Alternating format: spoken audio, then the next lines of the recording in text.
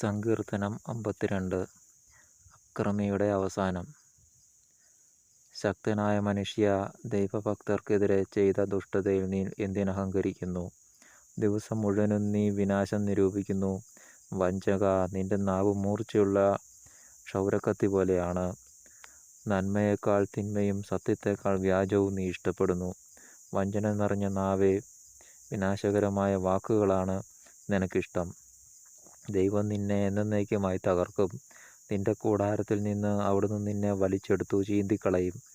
ജീവിക്കുന്നവരുടെ നാട്ടിൽ നിന്ന് നിന്നെ അവിടുന്ന് വേരോടെ പിഴുതുകളയും. നീതിമാന്മാർ അത് കണ്ട് ഭയപ്പെടും.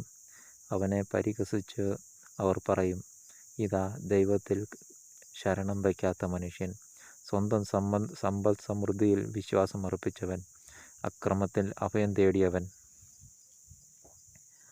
ദൈവത്തിൻ്റെ ഭവനത്തിൽ തഴച്ചു വളരുന്ന ഒലിവുമരം പോലെയാണ് ഞാൻ.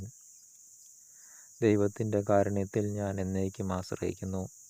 അങ്ങ് നൽകിയ അനുഗ്രഹങ്ങളെ പ്രതി ഞാൻ എന്നേക്കും അവിടുത്തോട് നന്ദി പറയും. അങ്ങയുടെ ഭക്തരുടെ മുമ്പിൽ ഞാൻ അങ്ങയുടെ നാമം പ്രകീർത്തിക്കും, എന്തെന്നാൽ അത് ശ്രേഷ്ഠമാണ്. ദൈവമായ കർത്താവിന് സ്തുതി.